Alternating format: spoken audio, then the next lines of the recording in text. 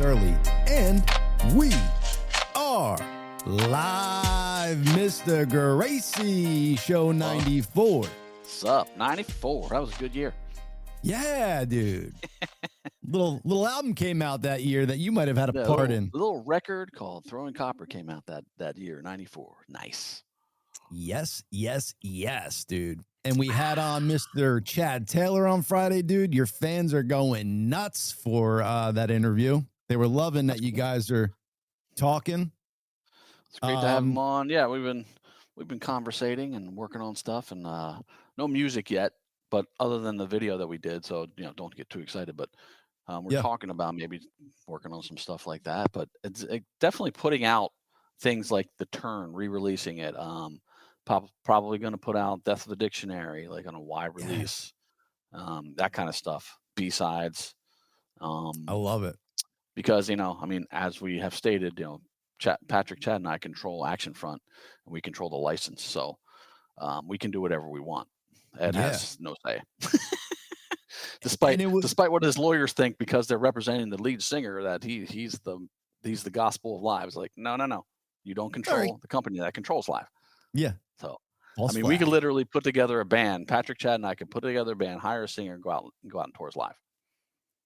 And we don't know if that's not going to happen, folks. So don't push the envelope, Mr. K. What's up, Troy? Yeah.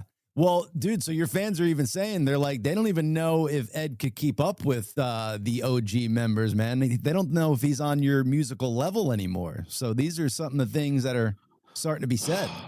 Well, listen, he did. Obviously, he's done amazing lyrics and melodies, and he brought in some great songs too, like "I Alone." That's him. Totally. There's a bunch of others but like it was the four of us that made the magic. Yeah. But then you go on to listen to something like TGF or The Turn, like that has Patrick, Chad, and I on it. That seems to be a good ingredient. Yeah. Those things didn't blow up and do exceptionally well, but like the music is good. Yeah. And that all comes down to marketing and how the stuff is put out. Has nothing to do with the music on there, because anybody who's listened to that, knows that those are fucking hardcore rocking albums. Yeah, I think my next video I'm going to put out is 6310 Rogerton from The Turn. Yeah, baby. Then I recorded Appetite too. Sick. Yeah, dude, they're all fans are stoked for this, so we can't wait, man. It was cool to see Chad Taylor kind of like back to his earlier form. Like you could tell he's doing a lot of work on himself and like like trying to right wrongs in the past and like, apologize for shit that he's done and move forward and stuff, which is kind of cool. It was refreshing to hear that. It is good to see, yes, for sure. It's good to see him taking responsibility for some things and righting some wrongs that he, admitting that. We all do stupid shit. We all no one's perfect. I get that. But yeah, it's good to see that he's sober and 100 moving forward. And I'll tell you what's really like fucked up. Like we spoke about it before. It's like your band was just putting out such great music. And the fact that Chad Taylor is writing some of these lead off songs to albums and like some of the bigger hits, it seems that like something sparks in Ed's head where he's not cool with that. And he's like getting jealous of it or something. And like, that's where the fraction comes. Like he couldn't handle the fact that your biggest songs weren't written by him. And that's just crazy that he couldn't realize that it was all for one for all. It didn't matter who fucking wrote it. Well, yeah, I agree with that sentiment. That's how bands work. It's like Chad said, you see Bono doing a solo career? Do you see James Hetfield doing a solo career? Do you see Michael Stipe doing a solo career? No, it was a band. Like that was a band. They worked together. And so someone let their ego get completely out of fucking control. An obsession with fucking publishing and who wrote what and I did this and it's like, okay. Yeah.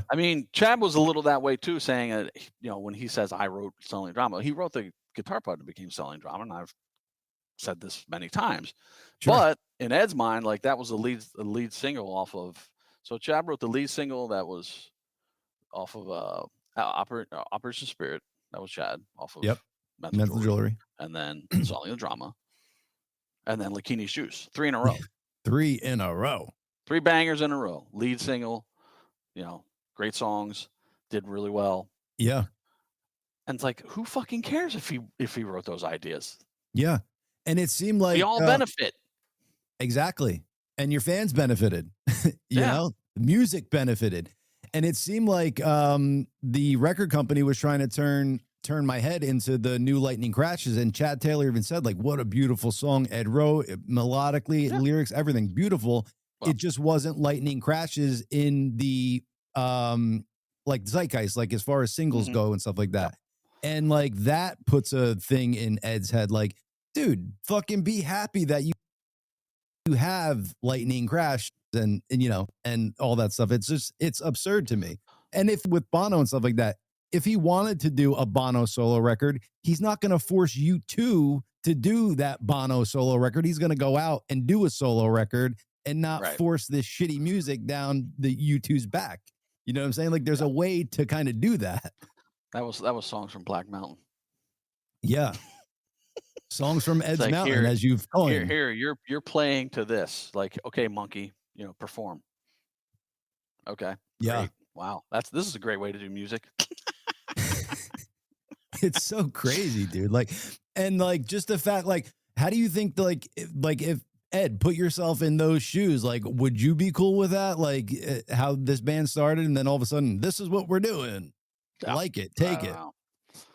Well, and then the ultimate fuck you to me was the whole 717 thing, and Chad contends, and I'm kind of apt to believe in that was Ed. Ed wanted to play with a shiny new toy named Robin Diaz, who's a great drummer, as I've said, and I have no problem with Robin, but like he was in the band with the 2 drummers, and what I've gotten after the fact was that we had to have 2 drummers on in case you got hurt again. It's like, motherfucker, I was full strength playing fucking hard every night. If I got hurt again, then bring him back. But don't have 2 drummers on stage to like back me up. Yeah. It was the stupidest fucking thing ever. Agreed. But anyway, and then, the whole 717 thing goes down. And I was like, you got to be fucking kidding me, dude. It was unbelievable. Yeah. And I had to live this whole like lie about, oh, no, I actually played on it. It was me. It's dumb. Yeah. And I mean, listen, I'll take responsibility for letting that happen. I'm never going to let that kind of shit happen to me again, ever. Yeah, good. I will stand up and say, fuck you. I'm not doing it. Right. You were trying to make nice. You were trying not to create waves like the band. To be a team player. Yeah. Yeah. Which is what I've always done in the band, be a team player. Yeah. Yeah. And unfortunately, like you can't be a team player sometimes. You got to speak your mind. You don't have to be rude about it, but you got to speak your mind and stick to your guns because you've been right a lot of times. And when you've made these successions is when like shit fucking didn't go right. Yeah. Yeah. Well, as I said, I'll take responsibility for being too loyal in those instances, but ain't happening again. And like you said, I believe Taylor now too. It's like if this was 4 years ago, whatever, but it seems he's on like a real truth tour. Like he realizes like some of the mistakes he's made. He's doing his work to get sober. And, these stories, although they're hard to talk about, truth is truth. And you got to say the facts the way it is. It's not like you're pointing fingers and blah, blah, blah, blah. It's just kind of talking about how things happened and, Yeah, how absolutely. It went. How it went, baby. How it went. Exactly. Just because it went that way doesn't mean it's like, oh, it's all this person pointing fingers. It is what it is. Right. Well, it's exactly how, the last instance of someone taking advantage of my loyalty was the whole, the whole situation we're in now where Ed came to me to fire Chad and he's like, we'll go on tour. I'm like, okay, great. Let's go on tour. Yeah. I'm single. I want to go on tour. Yep. And even Chad Taylor said he was cool with that because it was 3/4 of Live going to do Live, not fucking one member of Live pretending to be Live and going out and touring. Like that's what he was cool with. That's what the 3 of you were cool with. Like it's just, I don't know how Ed just thinks it's absurd. Like I know I keep saying that because it's just absurd. There's no other word for it. It's a fucking slap in the face to fans, to you guys, to everybody. And it's not cool, man. Ego's a bitch. It really is. Yeah, brother. Yeah, brother. You got to let that ego. See, you know what it is? You need a part of it but just you can't have fucking yeah, exactly. the part that lets you stand up for yourself and all that jazz. Well, and the part that lets you get up on stage and sing to people, like that's a big ego thing. Like you need that, right?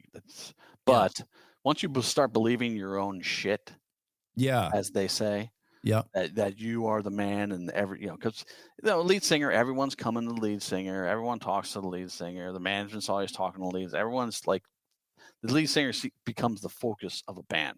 Great, understand that. But then when you start to believe that, oh yeah, they're doing that because I'm great, instead of I'm just the lead singer and like people tend to gravitate towards me. When you start to believe that, oh no, everyone's coming to me because I'm the best and it's all because of me. Yeah. Then you've lost your way because you don't see Bono doing that. You don't see fucking Michael Stipe doing that. You don't see James Hetfield doing that. All these great bands where they are a band like we were, and they've had monstrous success because they figured out, all of them, that the band is the band. Period. And you humble yourself. You give credit where credit is due. You know what I'm saying? There's nothing wrong with that. You hear, I'm going to use Dave Matthews, for instance, because I just heard him speak a lot about his bandmates. He says all the time, like, they're the fucking, like, I'm not, like, these guys are better than me. Like, I'm fucking happy to be in a band with them. Like, they bring this out of me. Mm-hmm. So it's like, that's what bands do. You vibe together. And when you get those right pieces, and you all bring each other up, that's the key. 100%. Yeah. That's what happened. Yeah. Yeah. and it's like and then we go back to the chart where you see the decline of Ed taking over more and more of the writing and owning more and more of the writing, and the record sales go down, down, down, down, down, and keep going down. See ya. Dude. Absurd. Yo, you know what kind of blew my mind, dude? When Taylor was talking about the Damn at Otter Creek, and he said he fucking dreamt that song and basically like dreamt it in concert, and then had to wake up the next day and fucking like figure out what he dreamt. That's awesome, dude. Like, that's a fucking cool ass story. Yeah. Because you've heard like artists talk about like, oh, this song came to me in a dream, and then it kind of stops there. He got into the whole thing, told you about the dream, and then told you like how he pulled it out of his brain the next day. It was fucking cool to hear. Yeah. I don't know if a musical artist has said it that way before when they were talking about songs that came to them in dreams. Yeah. Well, Eddie came up with those great lyrics too for, when we used to go to Otter Creek and build dams there and dive in the water. So that was pretty cool for that effect. Now we weren't carrying dead men in sheets to the river. Sure. Yeah. That's CIA. Okay. That's a little fiction, but that's okay. Yeah. You got to add that in there. What else was I thinking about that?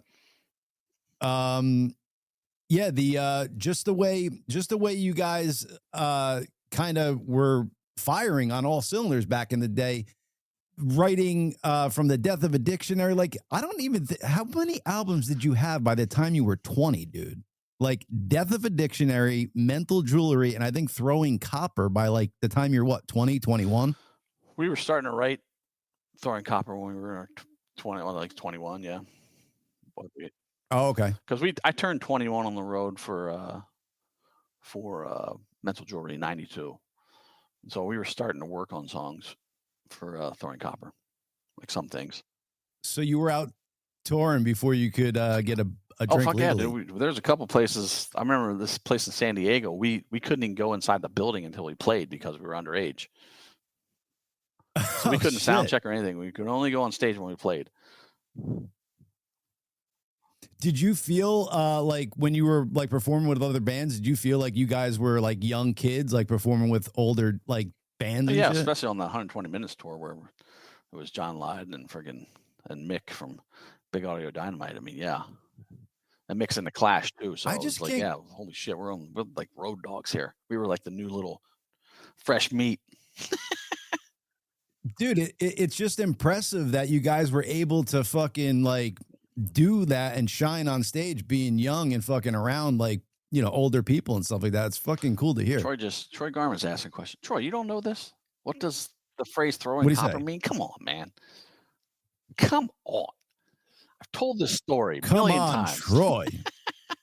I'm giving Troy shit because he's on my lives every night on TikTok. But you want me to go through the story again, Troy? Let's do it. We were on Long Island doing late tours for Mental Joy, but early tours for Throwing Copper. And Throwing Copper had been made, and we had to name the record. We had like 2 weeks to name the record before it came out. They had a release date and everything. And we went to a sporting goods store in a mall and got BB guns, pew-pews, as they say. And we were out back shooting cans and stuff out back of the dressing room. And Patrick goes, "Yo, we're throwing copper instead of throwing lead." So there you go. Boom, shakalaka. Nisa said it should have been pinching pennies. Has nothing to do with pennies. BBs. Yeah. BB. It's all good, Troy. I'm just giving you shit, bud. Yeah, we got to bust your boys, Mr. Balls, Mr. Garmin. You know this. The gracious contest winner. We're going to be doing another gracious contest coming up, folks.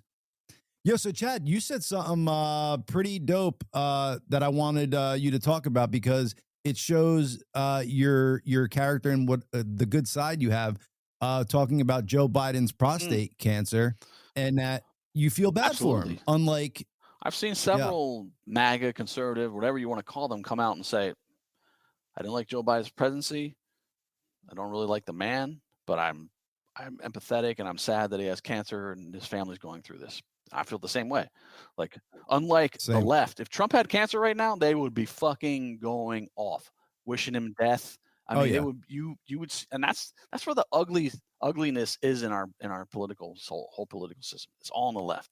The right has the ultra right, the fucking neo-Nazis, whatever the hell you want to call them, the racist pieces of shit that no one in the party fucking wants to have anything to do with. Great. They identify with the right somehow. I don't know why. But the left are the ones firebombing shit, fucking burning down cities, fucking constantly trying to cancel people, with applauding when Trump's almost assassinated. They would have, if it was his diagnosis right now, they would be applauding it and fucking going, "Yeah, let him die," because they're fucking morally bankrupt people. Sorry, it's just what it is. But then they always try to paint the right as like we're the bad guys. It's like no. Look at your behavior. Look at your party's behavior, and then they'll go, "Oh, what about January 6th? Okay, great." Yeah, that they helped lead the people there. That it's crazy. Like evil is being exposed. You know what I'm saying? And it's like they're exposing themselves like pretty rapidly, and people are waking up to it. And like we're getting to a point like we don't want this. We want love. We want peace. We want America to prosper. We want no wars. We want all fucking good stuff. We don't want evil doing its fucking bidding. And no matter what he does, no matter what Trump does, it's always negative. Whatever they find some stupid negative thing. It's like, oh my God, this whole Qatari plane thing. That was initiated. I saw a senator talk about this. That was initiated in the Biden administration, by the way. The Qatari giving us a plane. Okay. Yeah. And they're whole, and they always misdirect. They always say lies. It's like, oh, it's Trump's plane. He's going to take it with him when he leaves.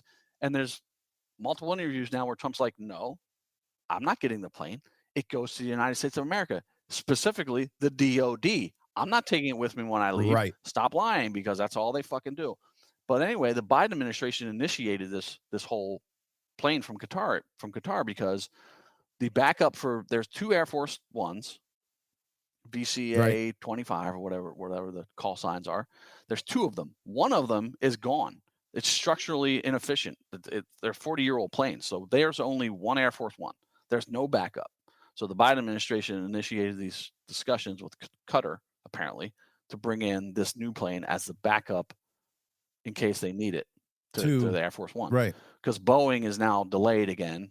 I can't believe they gave Boeing the F-47 contract. It just blows my mind. Yeah, after all the shit that their planes have been doing. And now the new Air Force One, the 2 planes are delayed and not in service yet. So anyway, this whole transaction was initiated by the Biden administration. And now the left is running with it and going, "Oh no, Trump's going to get a plane when he leaves." It's like, God, why do they lie? And then they're always proven wrong. They say these blatant lies. They had taken on some little kernel of truth. There is a plane apparently being gifted, but then it's like, oh no, it's being gifted to Trump and he's going to take it with him. It's like, no, that's not what's happening. That's not what's happening. Now, I'm going to sound a little naivete. Like, I don't know Qatar's, like, what their, political affiliations are, like what they represent, all that jazz. Like, would you be worried about this plane, that there's possibly some, like, spy stuff on there, or, like, possibly, like, something that, they fucked up with how it could operate? Like, so in other words, it hits 10,000 miles and something breaks. Like, would do you think any of that could happen? Like, we should be leery or weary of the plane? Yeah. Anything's possible. Right? So, I mean, I don't know. Anything.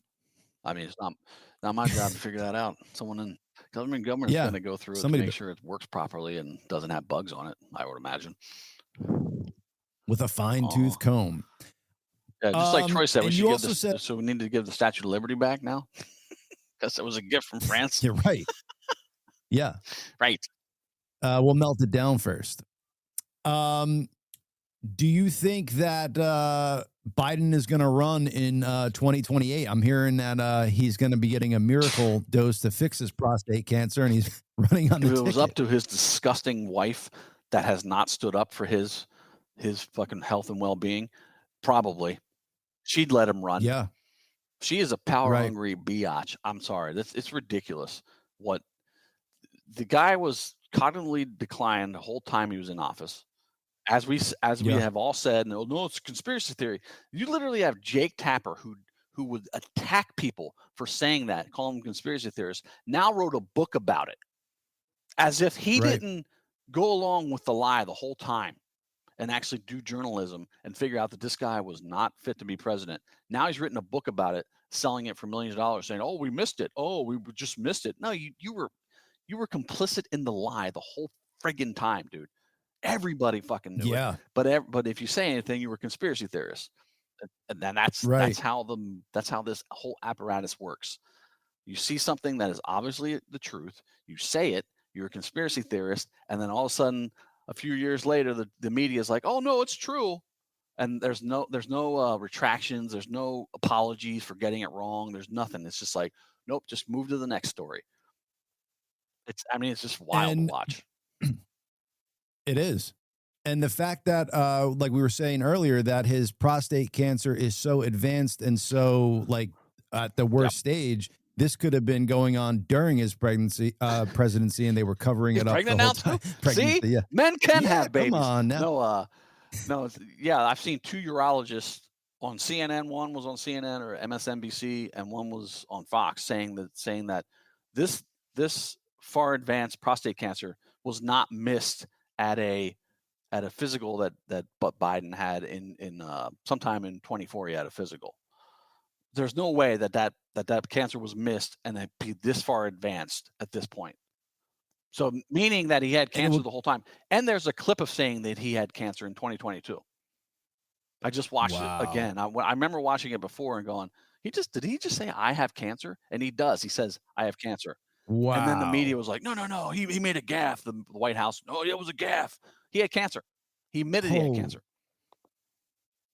So that could explain why you saw, like, how rapidly, not only mentally he went down, but physically. Like, the guy couldn't walk up flights of stairs at times. He could barely stand on stage at times. Like, so a lot of that is kind of eye-opening on why shit like that was going on. And the American public was just blind, or not blind to it, just not being told about it. Yeah, your mom says it pisses her off that no one is held accountable. Me too. I mean, then there'd be arrests, and here's the other brilliant thing they're left to doing now. Now that Kash Patel's in charge of the FBI, now they're telling him that he's weaponizing the FBI.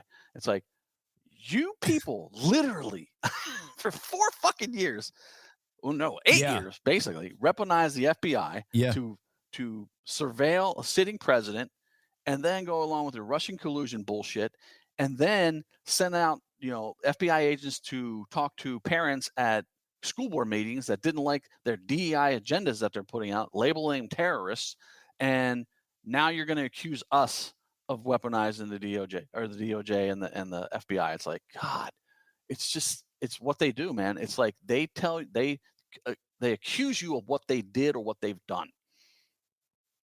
But it's like exhausting, Chad. Like it's exhausting that we keep going through. Yeah, dude. They try to exhaust you to where you're like, I can't anymore with this. Just yeah, man. Well, we're not giving up, exactly. motherfuckers. I mean, so truth wins. Truth always wins. And yep. It's just amazing. It is amazing. And that's the whole, like I said, that's the whole point. They want to exhaust you, and just so you go, okay, whatever you say, I'll do. Okay, yes, I'll be a sheeple for you. Okay, yes, great. Yeah. And they almost got us there, man. Almost. Well, but, I mean, as you said, like, what was the plan if they knew Biden had cancer in 2022 or his whole presidency? It's like, well, the plan was to run him again. Yep. 6 months in or 2 months in, I have cancer, I can't be president. Kamala will be president, and we'll be fucked. But then he did that horrible fucking, he had to do that debate, and he did horribly, as we all knew he would, but actually he did more horrible than I thought he would, and became readily apparent that he couldn't run. And then they put in Kamala, they select Kamala anyway. And then they run her as if like she's the new best thing going. Like, it's like she was the worst vice president in history. All of a sudden she's selected as your candidate, and you're like, yay, she's great. I'm a sheeple. Yes. I don't care that we didn't elect her or have a primary for her. They just selected and said, this is who you're voting for. Okay, great. Let's do it. I'll go along with your lies. Before. It's like, fuck, man. Then they call us, they say that we're in a cult. It's like, no, all your cult-like behavior is on that side. Everything you do and think and believe is propaganda and cultish shit. Like if someone tries to leave your cult, what happens? You disavow them, you cancel them, you try to hurt them. That's what happens when you leave the left, man. They go after you. If you leave the right, people are like, okay, go leave the right. Go be a lefty. Fine. It's like trying to leave Scientology. That's what the left is like. The ultimate. Yeah. Come after your family, come after everybody. All to pressure you into being silent and hopping back in and hopping on their fucking agenda and being on board with it. Let's see what Nadine put up here, because she's always got some cool stuff. So I'm guessing, as crazy as it sounds, you don't realize Biden is an actor. The real Biden was executed around 2019. That's why Biden in the basement in 2020 and wasn't seen that much. Call me crazy. I'm okay with that. But the truth, hey, I'm not calling you crazy with that. That may be true. But the fact is, it might be. Whoever the actor was still was cognitively declined and now supposedly has cancer. And who was in charge of our government for 40 fucking years? Because it wasn't him. Right. Whether he's an actor or not, he wasn't in charge. We definitely saw some Biden actors, because there was that one tall dude that was like towering over Jill. Right. Like fucking by 6 inches. That it's crazy, man. Yep. And the walk was way different. Oh, there was like 3 different versions of him. Yeah. Fucking wild, yeah. Man. You see one guy running upstairs, like, dude, you fell down the stairs 3 days ago. Now you're just jogging up like leisurely. Like, come on, man. The facade is wild.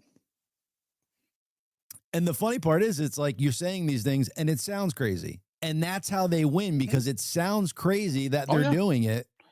And it's crazy that they're doing it. And like I said, whether an actor or not, whether, it sounds crazy to say that that president was not in charge of the country, because he wasn't.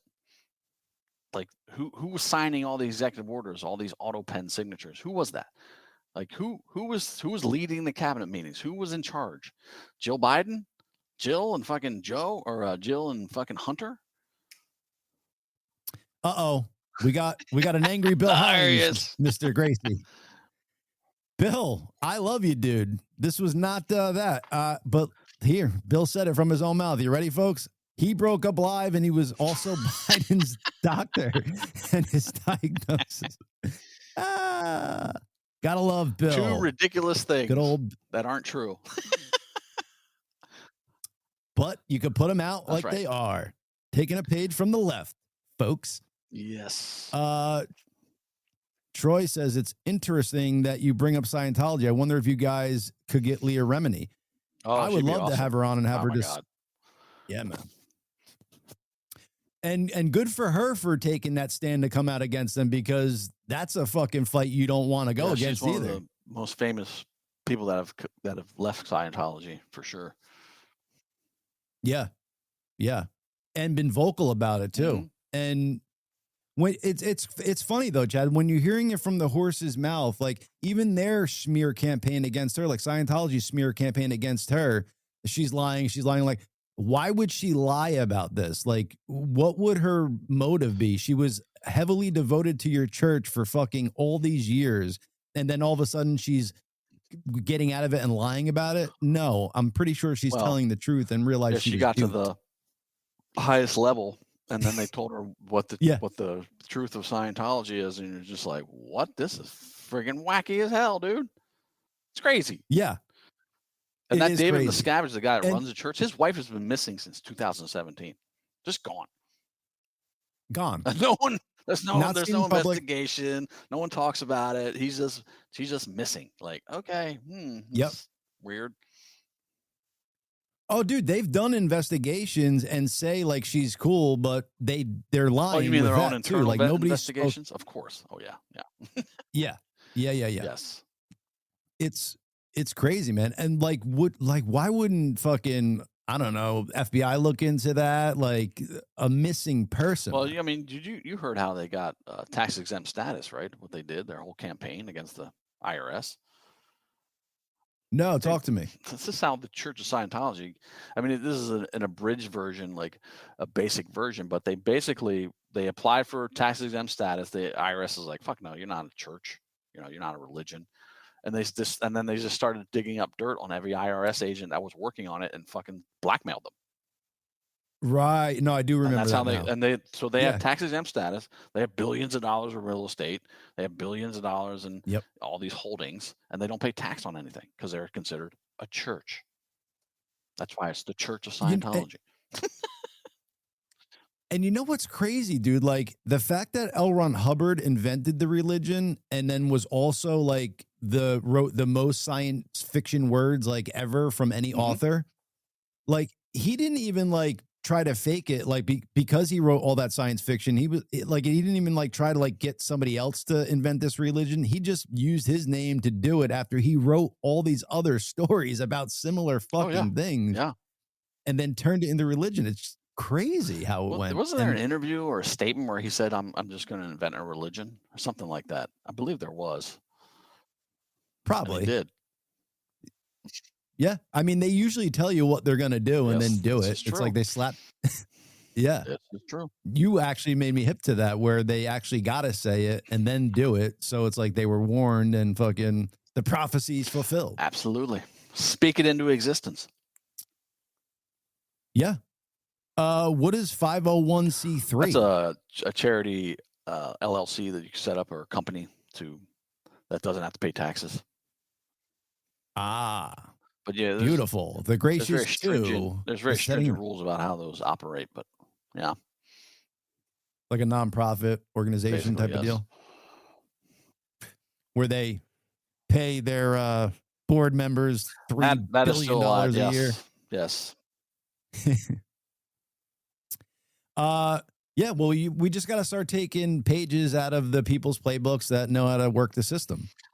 Well, we'll give Democrats one thing there. As I said before, they're great marketers. They come up with great slogans, like Black Lives Matter, and what do they call them? Undocumented immigrant, and all these things that sound so benign and so like, oh yeah, you got to be for that, but it's all lies. It's all obfuscations, and like, no, they're illegals and they're not supposed to be here, but they're undocumented. They're undocumented workers. They're undocumented immigrants. Like, oh, okay, yeah, that sounds nice, but they're illegals.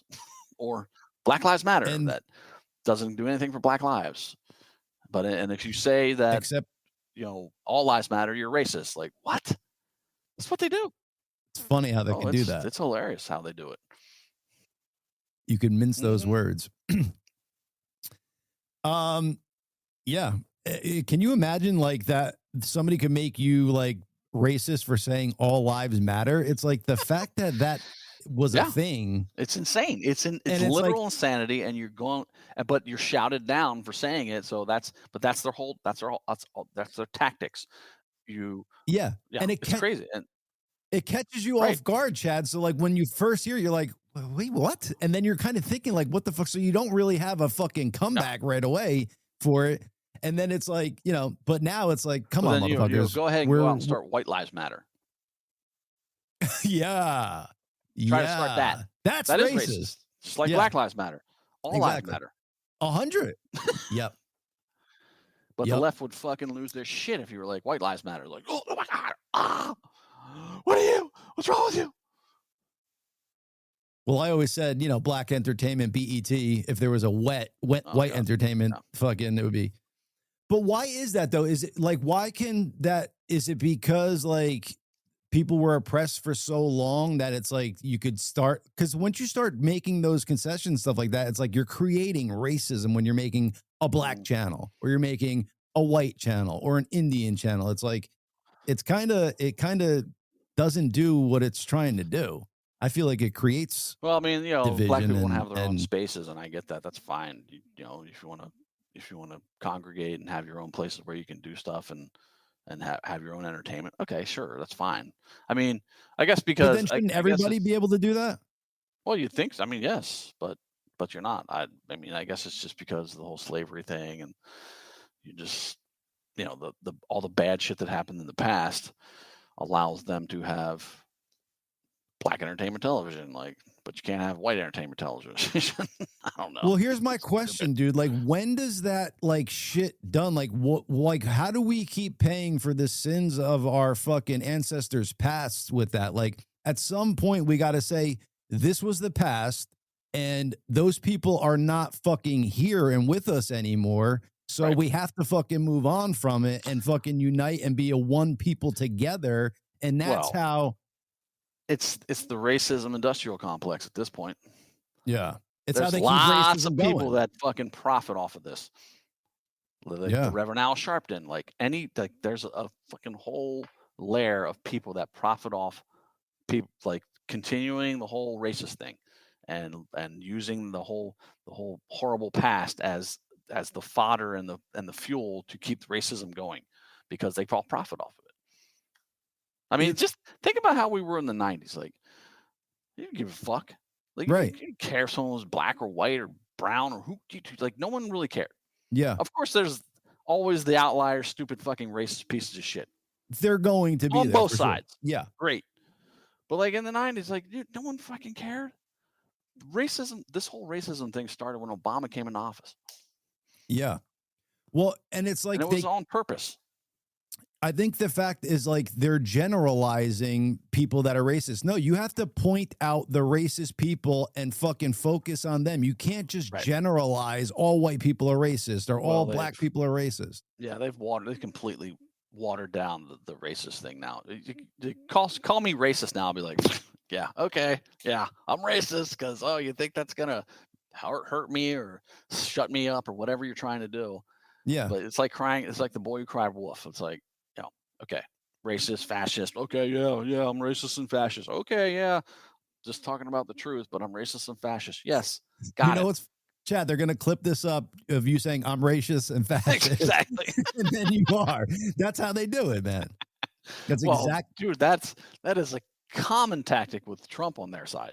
They always take shit out of context. Always.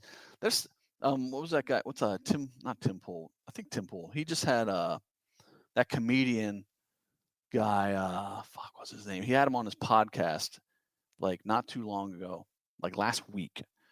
And the guy still believes the very fine people on both sides argument. And Tim was going off on him. He's like, what? You still believe that? And he's like, what do you mean? He's like, it's been in the press everywhere that's bullshit. Like, you play the whole clip. He says very fine people on both sides, but I disavow the racists and the neo-Nazis. And the guy's like, I never saw him say that. It's like, yeah, no shit. Because you're brainwashed. I mean, even Obama was still saying that shit in the election for Kamala Harris. He brought that up. Obama knows well and good that is bullshit. Yeah. But they'll lie to their constituents, and he's feeding that's still a thing. Yeah, man. It's fucking crazy. And you would think Obama would not want to fucking play that game. Like, it just really fucks with my mind that I could like have a view of a person because you just see them like through fucking screens or fucking lenses. Like, you have no personal connection to them. So, and you think you know them, and then you realize like they're an evil piece of shit, and your fucking thought of them was completely wrong. And it's like, that doesn't happen in real life. Like, I don't meet somebody in real life and fucking have like, a view of them and then realize like I'm wrong on it. It's like they get away with it because it's done on camera and on TV and fucking in the best lighting and all that shit. So they can get. Yeah, true. But you were young. Yeah. Ish. Yeah, no, it's insane. It's just wild that a former president would get up and say a lie like that, a complete and utter lie. Still in 2024, it's been debunked 3 ways a Sunday, 7 ways a Sunday, and it's like, yeah, you're still spouting that old ass lie. Got it. And it ruins his legacy, man. Yeah. What was that clip you sent me of? Was it one of the Diddy victims talking about? Yeah, but I've come to find out that she goes on and talks about all this crap like this and gets a lot of airtime, but she's apparently it could be fake. Okay, because the one thing I was going to get into, like, I was kind of like going on board with everything she was saying, but then she hopped on the Michelle Obama is a man thing, and I'm like, all right, lady, how the fuck would you know that for sure? Like, she said it so matter-of-factly, like, I'm like, all right, so now other shit out of your mouth has to be BS, I'm all about fucking Michelle being Mike Obama, but, it's fun, and it could be, but I just don't really lay credence on it and say I know for a fact. Like, when she said that, I'm like, wait a second. So did she pull out her dick and you saw it? Like, how do you know for a fact? Right. Exactly. So funny. Unless, because she was getting into like the people trafficking her and stuff. Maybe Mike Obama was trafficking her and pulled out his package, and she did see it. Yeah. You never know. It could have. And that's, yeah.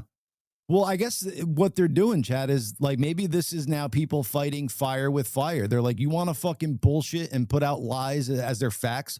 We'll do the same fucking thing to you. Put up Scotty Blackman's this last one. Oh, that's 100% right, Scotty. They'll cause the problem. The government will cause the reaction, and then they'll give you the solution. Exactly. Oh yes. Yeah, man. And that's been their MO since fucking since they get. And that's why people say, don't let government get too big. But how do you stop government from getting too big? You take the conservative approach. You whittle down government. Well, local. And that's the other thing that the left is doing with what they're trying to do with Doge. They keep their whole, like, I've heard them say it now a million times. They're cutting your Social Security.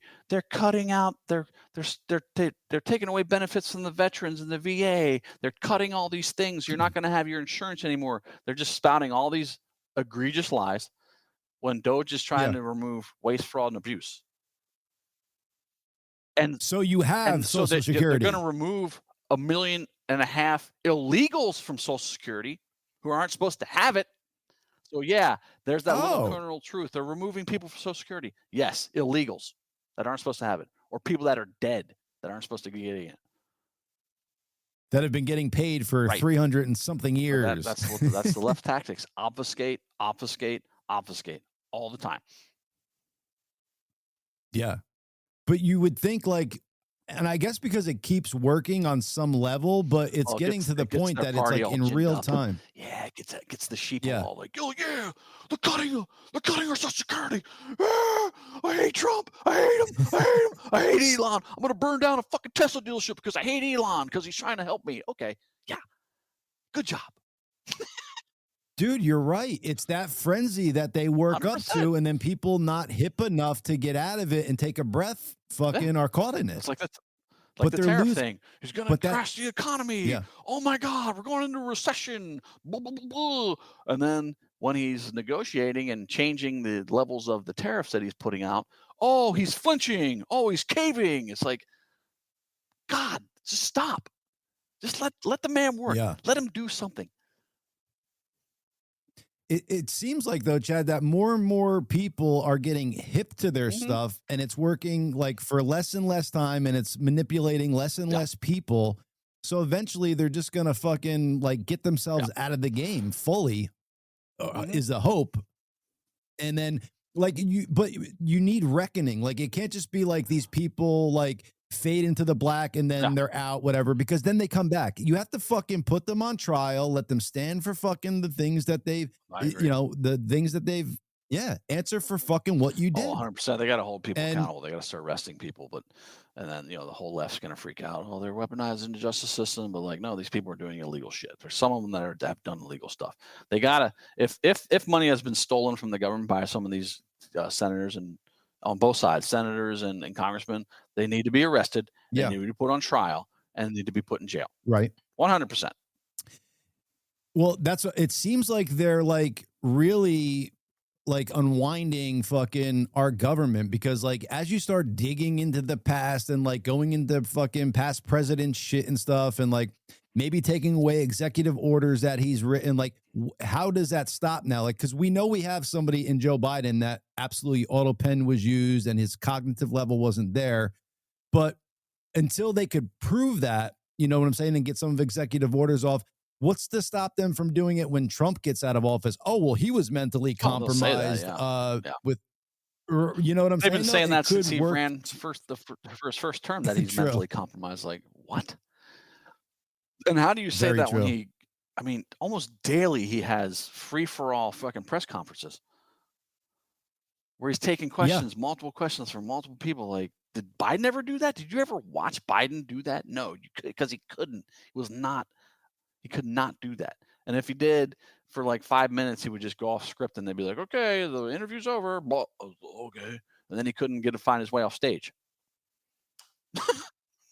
Dude, I'm seeing fucking videos of Biden like sitting at like a fucking dinner table, like a crowded like thing. And he's just like, off into space, dude, for fucking 5 minutes. He did that in Hawaii when we went out to visit the victims of Maui. He fell asleep in whatever they were having, some kind of presentation. He's just like,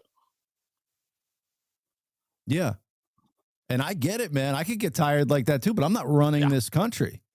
Our enemies see that. They see it as weakness. Yeah, man.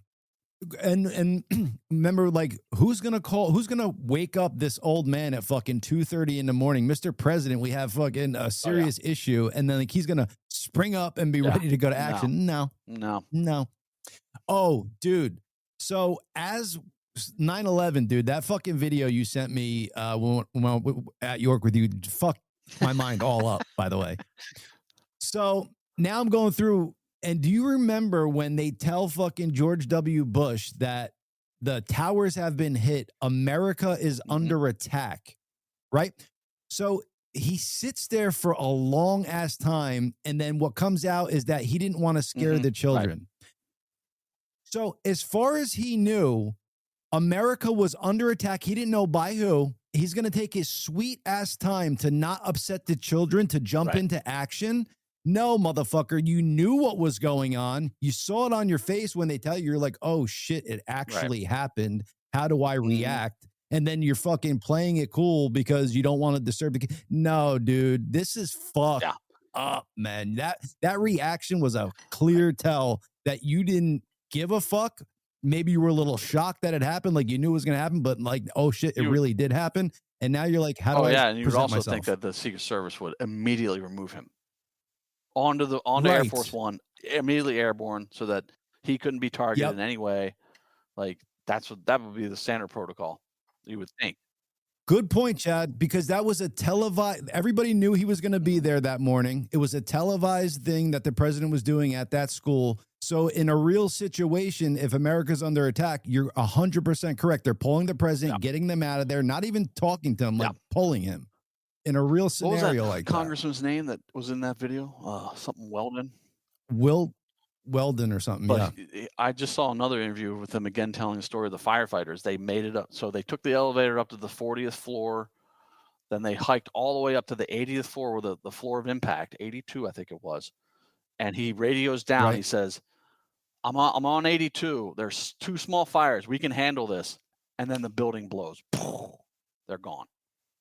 So you had this is a seasoned fire. He was like a captain or a lieutenant. Takes a team up to that floor radio's down. We got 2 small fires. We can handle this. Buildings blow. Yeah. See ya.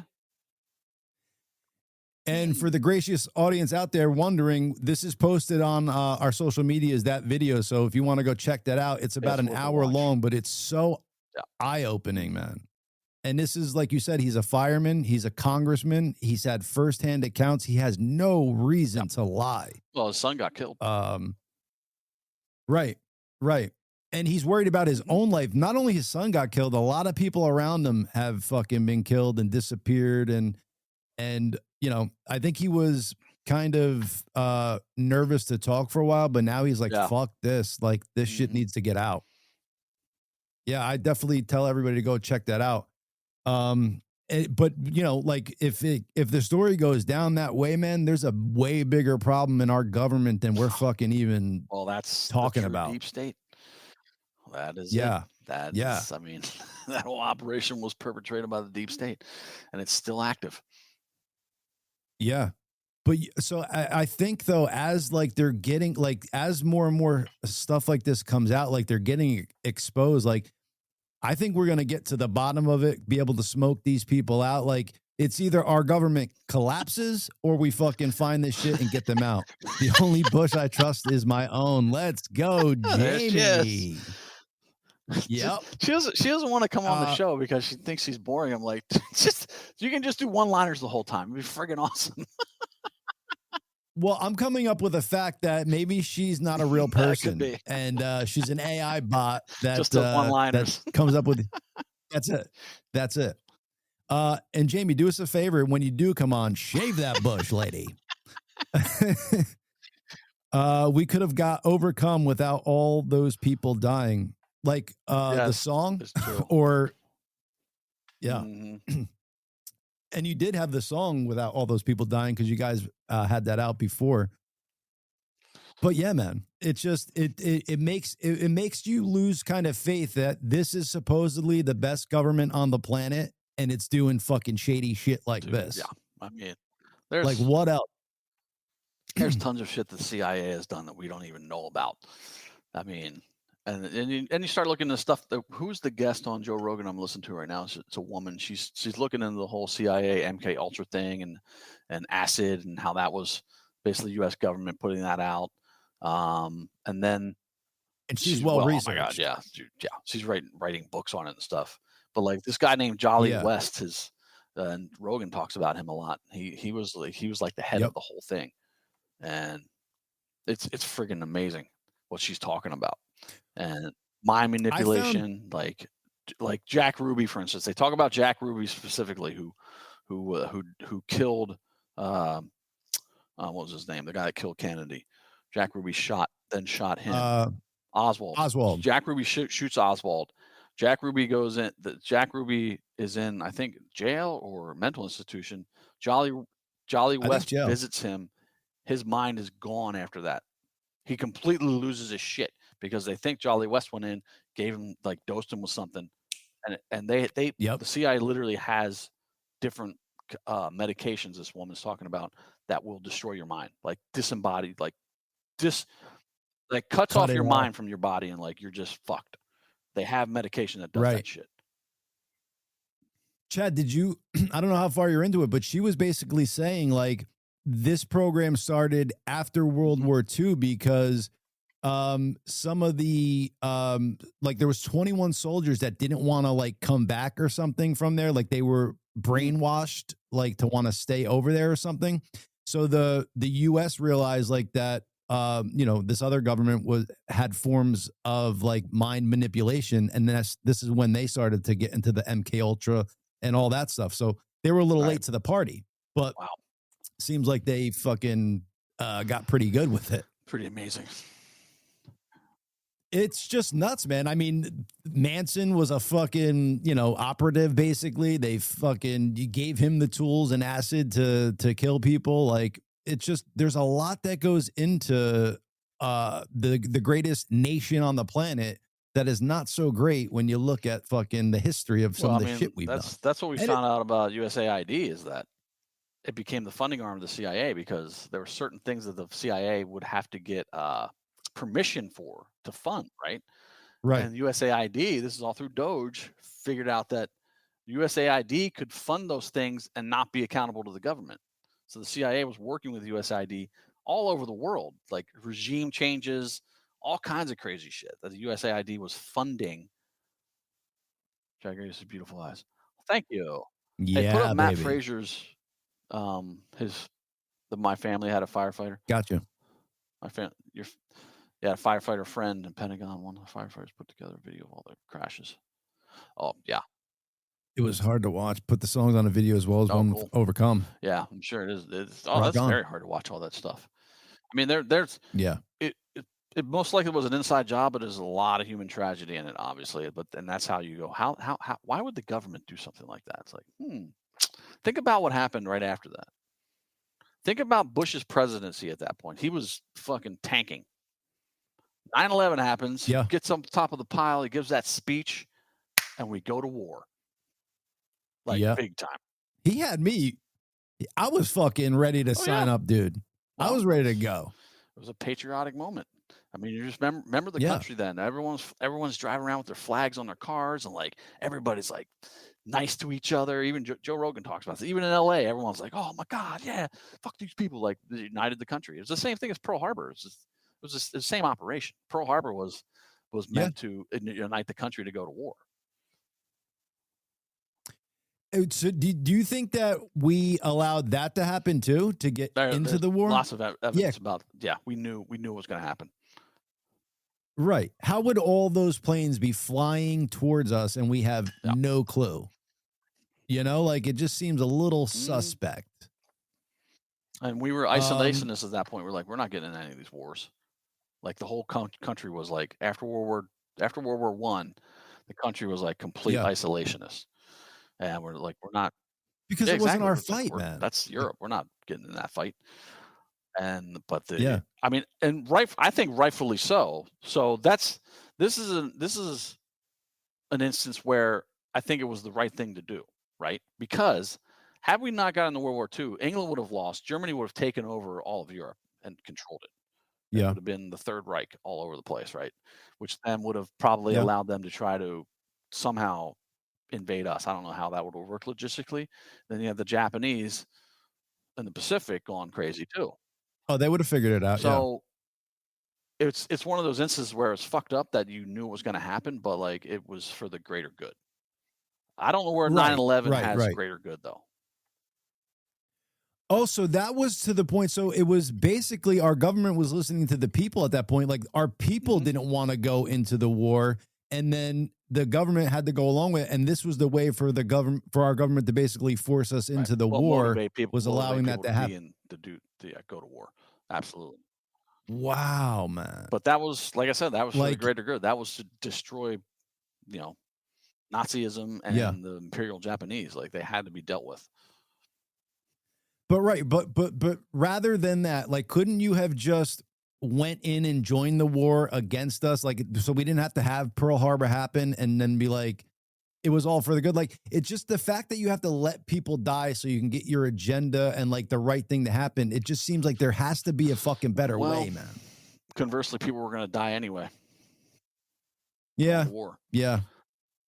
Dude, I feel like the way you could fucking run the country, man, because you could have these distinct things where you could fucking draw lines. You know what I'm saying? Like you could separate it in your head. I mean, sometimes what the government does is for the greater good. Generally not, especially nowadays. Yeah. Yeah.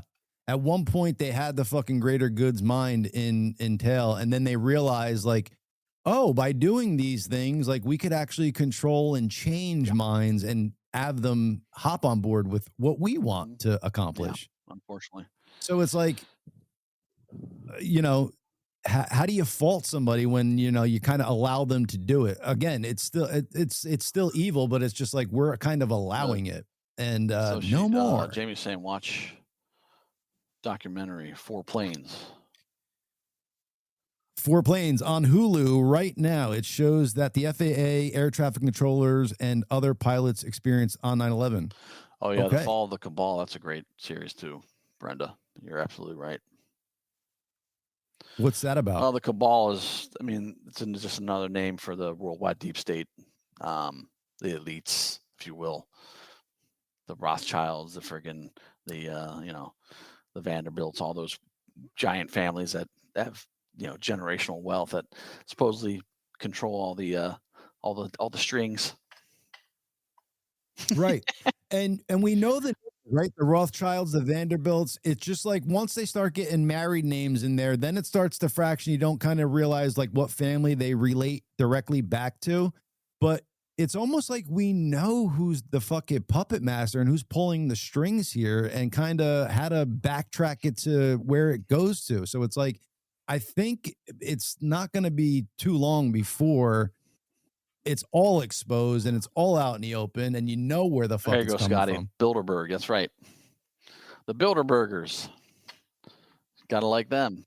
Not the Wahlburgers. You know the Bilderbergers? You know what that is?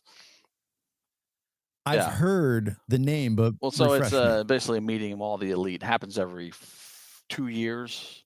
The initial meeting happened at the Bilderberg Hotel in Holland, and I've actually stayed there. Okay, which is wild.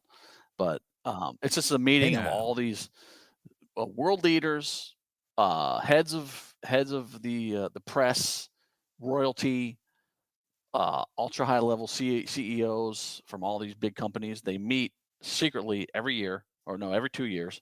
I think they do one in Europe and they do one in America. Every 2 years, you hear nothing about it. There's a press blackout about it. You don't know. There's no list of actually who's there. People guess who's there. But it's like, and they're meeting to talk about something. Like, what are they doing? They're setting agendas. Bohemian Grove too, same thing. But yeah, so all these high level people in the world are meeting twice, every 2 years and doing something. They're talking about something. I would almost guess that it's not for the greater good. No, I thought Bohemian Grove was like a gay fucking meetup. No. That's crazy high end elite people too that meet and they worship what's the big owl's name? They worship this friggin' owl. They do mock sacrifices to this giant owl, and they have all these ceremonies. Oh yeah. You can't get into it. It's all secured and. Oh, Alex Jones he broke did break into that. It, yes, that's that was one of his very first videos back in the day. Yeah. And like that's crazy, man. Like even though it's like it's all done, like it's not like a baby they're actually burning, but the fact that it's like a doll baby that they're burning, like it's just all weird. Maybe, but it's just weird practices. Like what the fuck are you guys doing there? It's just strange behavior. Moloch, thank you, Scotty. Moloch is the name of the deity that they worship. Like, Chad, if you found yourself at that place, wouldn't you be sketched out and like, yo, what's going on here, people? What are you doing? Well, exactly. Like, why does oh man, I can't. There's been very famous people that have gone there, and you're like, what do you like? Why are you going to that? Like Bob Dole or some shit. Bob Dole. There's a list somewhere. Oh, Gore. Yes. No, maybe I don't not know Gore. If Gore's been there. He might have been. Al Gore, he did invent the internet. What are you saying, Troy? Al Gore, what was at Bohemian Grove or Bilderberg? I don't think he's dude enough. that Alex. Yeah, probably not. He's a climate shyster. He's made hundreds of millions of dollars from his climate shyster bullshit. Yeah, as he's flying private jets to these conferences. He's still out there saying the same. It's like, I was all scared about 2006 when the Inconvenient Truth came out, and I was like, oh my god, the planet's fucked, and then you cut to 10 years later, none of that shit happened. Nothing happened. None of his predictions happened. Nothing. And he's still out there saying the same shit. Or like, stop, man. He lives in a 10,000 square foot house or 12,000 square foot house in Nashville. It uses more power than like 20 homes, and he flies around private jets. And that's the common theme with all these climate activists. These climate elitists are all flying around private jets and telling you that you can't have a gas stove. Yeah, Mr. Environment's fucking up the environment. And now they're burning down Teslas and sending all these noxious fumes from the batteries burning down. Sorry, go ahead. Yeah. I don't know if this is true, but I ran across an article that says fucking Antarctica is like gaining ice shelves and caps rapidly, like they've never seen before. It's like the whole ice pack is up like 17% from last year. Yeah. Yeah. Shouldn't that be bigger news, dude? No, it doesn't fit the narrative. Yeah, man. It's just fucking crazy. Like the fact that we're ruining the planet, yet we're not. It's got the most fucking green it's ever been. The fucking ice caps are growing fucking rapidly. Like, do you want us to fuck up the planet? Is good, like, it's good for plants. Yeah, that's what they need to live. And then what they need to live, they give us oxygen so we could live. It's a weird and as I always say, you got the climate changes. Yes, it does. Yeah. But it's not an existential threat to your friggin' way of life, and you're not going to die from it. Don't worry. You know what's funny? Dude, that this planet is like so crazy with, you know, how it like just is and like, you know, the way it works. Like to think that like people could like fuck up I'm not saying that we can't, but just to think that people are bigger than the earth, you know, and we could like fuck up its whole thing. I don't know, man. I think it's got a little bit more powerful. Like Mother Nature is more powerful than what we are coming up with. 100%.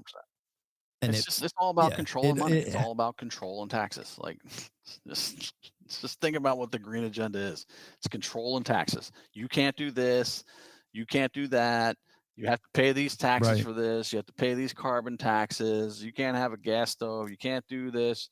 You can't go over here. We don't want you driving your cars. You got to have electric cars. It's all fucking bullshit.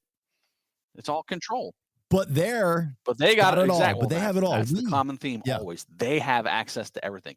They can eat all the meat they want, but you got to eat fucking bugs. They can fly on their private jets, but you got to give up your gas stove and your gas water heater because of the climate, but they'll fly on the private jet all day long. They can do whatever they want, but tell you how to live. And that's the whole elitist thing. It sucks. And Chad, like you've seen that that's exactly what they're going to do just by the fact when they said, no, you cannot dine indoors in restaurants. And then they're dining indoors in restaurants. They show you. That was COVID was like, COVID was their big brouhaha about how they can actually really control the public. Yeah. Do you think that because it worked for them in the beginning, but then I think they lost control. Do you think that they probably just gained information from it, but I don't think that it was like, it worked the way that they wanted it to. I think it did in the beginning. It did for a while. Yeah. And then people started seeing through the bullshit. I mean, the ridiculous of it. You walk into a restaurant with a mask, but then you sit down and you can take your mask off. So COVID goes right over your head in a restaurant. Don't worry. Yeah. You can when you sit down and you're below 6 feet and COVID doesn't get you. Say what? So dumb. Yeah. The whole thing it really ridiculous, was, man. You know, it just the way it all went down, the way you heard about it. Oh, it came from a wet market. None. Then there's all this little information. No. It came from the lab, the Wuhan Institute of Virology. I read an article in April or May of 2020 where the moratorium was set by Obama for gain of function research in this country, and then they shipped it to Wuhan, funded by the NIH, headed by Fauci, who now has a pardon. Why does your top scientist and your god of the pandemic need a pardon? Yeah. Why? Did you ever? I mean, does any lefty stop and like logically think about that? Why does the guy who shut down our country, forced a jab on you, told you had to wear masks, and then 2 masks, and then maybe 3 masks, shut down schools, but then he has a pardon when the president leaves office? Why would that be? It's so strange, and profited massively from the vaccine. Yeah. And now I'm seeing articles come out, Chad, that Pfizer's vaccine is responsible for 40% more deaths than the other vaccine. So now these articles are actually saying that these vaccines are responsible for deaths. And now they're labeling this one is actually responsible for more deaths than this one. So now we know that these vaccines killed people and that some of them killed people more. Now the general public knows. We knew before that. Right. But it was a conspiracy theory, and you're wrong. You're spreading misinformation. You don't know what you're talking about. You're not a scientist. Like, oh, okay. Yeah. But that's my whole point. Like, if I'm able to find this information that is true as just as a drummer in a rock band, and then know what's really going on, and you see the mainstream media then censor that information or ban people from talking about it, and you go, wait a minute, something's this is weird. Like, why are they banning and censoring this information when it could be helpful? Like, doctors that were like, no, we should give them ivermectin or hydroxychloroquine. Nope. No medical license for you. You're done. Like, what? They literally, the medicines that would help you, they were telling you were bad for you, Matt. When you have fucking Rogan coming on telling you what he took and got better in 3 days, and then CNN is taking his image and fucking making him look pale and making him look green and all, so crazy. There's an issue, man. This is the propaganda that they live on over there, and but they forever. They just don't realize it. It's just like, wow. And we kept saying, Chad, like all along, like, okay, it has to be that people are just not paying attention, maybe fucking not. But now you're getting the fucking information. And if you haven't, you're a fucking moron. Like, and we were saying it back then. I was a little bit more, I think, and you were kind of maybe being a little nice to them, but like, they need to fucking like, or maybe you weren't, but I think that we were giving them too much leeway or something. And you can't do it anymore, because I wanted to believe that people were good and like they were just inherently blind to what was going on. But it's more that comes out. No, it's not blindness. It's either evil or fucking I think you have whatever. People that don't know and maybe don't want to know the truth. That's okay. You also have ignorant. You have people that wake up and go, "Oh shit, I've been lied to, and I'm being lied to." Right. Then you have people that don't want to admit that they're wrong. Don't want to admit that these things are true, and they just double down on it. And you're truly living a lie because you know what's real, but you go with the fake narrative. Still wear your mask in your car and fucking, still getting boosters and like, it's like, how much information do you need before you go, yeah, this is all a big lie. Yeah. And nobody wants to be wrong, but when you're wrong and it's fucking killing people and putting people down and stuff, like that's when you need to fucking really be like, okay, I was wrong, and fucking make steps towards it. Like, if you want to keep living ignorantly, you can't do it anymore because the consequences are too fucking much, man. And then when you have government officials like the mayor of New York offering you free fries to get a vaccine, like something's wrong. Something is very wrong. Yeah. Like literally, let me give you something that will fucking make you morbidly obese. Well, that too, but yeah, just like, but having to like bribe you into doing it, right? Yeah. Free fry. Oh, is there a burger component to this? It's the fucking cheesiest thing I've ever seen. I'm just like, who is falling for this? Who is watching that video going, oh yeah, I'm gonna get the vaccine now. I'm getting free fries. Oh, okay, let's go do it. It's like, what? Well, it was the people getting the fucking Pfizer tattoo and their fucking I'm vaccinated tattoo and now Trump's come out and cutting drug prices, and you have certain people going, this is bad. What? Yeah. Oh, they're not going to make enough profits. Like, what?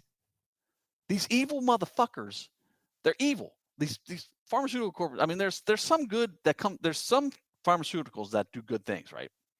But it's all for profit. Right. Like, they don't give a shit about you.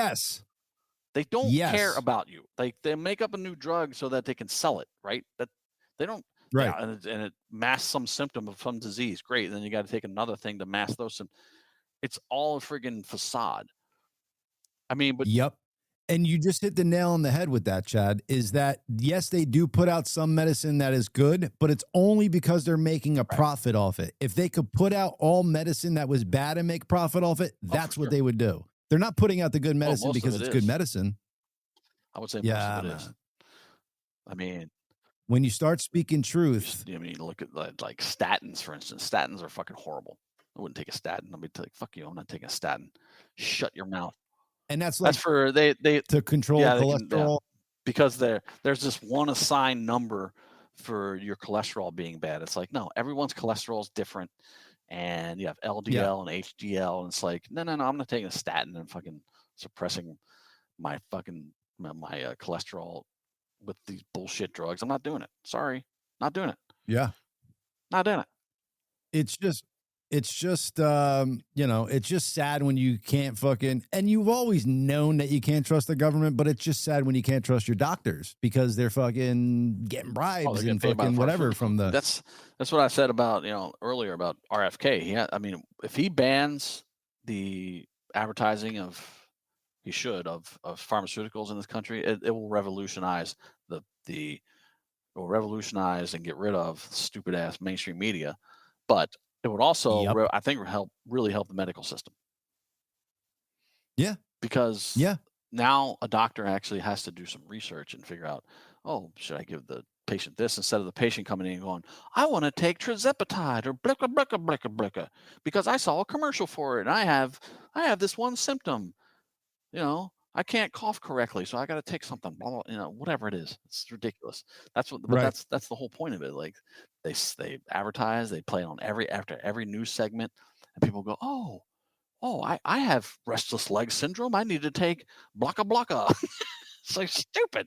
Yeah. And like you said, though, if he takes that away from them, that is what supports CNN, MSNBC. That's all their fucking, where all their money comes in from. So they will literally be up shit's creek without a paddle, or they're going to have to find real sponsors that are on board with their bullshit, which they won't. Exactly. They'll have to they'll have to start reporting the truth or go out of business. And then they'll have to actually either adapt and start doing real journalism again and telling the truth about everything, including the good stuff that Trump does, or they're going to all die. And they're already dying, even with Big Pharma's support right now. You take that away, it's like it's going to accelerate it big time. Agreed. Let's see what Mama Gracey has here. Doctors are involved with it too. They get kickbacks for prescribing them. 100%. Yeah. 100%. And I don't think they're doing continuing education. They're just taking like, this is good. They're going to give me a kickback for that. We'll prescribe that rather than learn about that shit. I mean, I'm sure there's some doctors out there that have, morals and fucking actually want to be a good doctor that will be like, no. What does it do? Like, let me make sure this is a good drug. But most of them are just like, no, kickbacks. Okay. Pay me. I'll prescribe it. Write the scripts. Get the money. Boom. Welp, I think we said a lot here, Mr. Gracey, and my stomach is rumbling. For those who don't know, I was shitting my brains out before the show. Chad knows. I was FaceTiming him while doing it. I had to show him my masterpiece in the bowl. I told him to put a bucket in the corner there and go on TV. I mean, go live, not on TV, on the podcast. Next week, that's what we're doing. I'm bringing back the bucket, folks. Gracious audience, we do appreciate you. We have Mr. Tommy Parker coming on next week. Should be a fun show. And we got a bunch of cool stuff coming up for you. So we appreciate you guys. Testicle Tuesday, Gracious Tuesday, all that jazz. Testicle Tuesday. Love it. All right. Love it. Peace, everybody. Later. Thank you.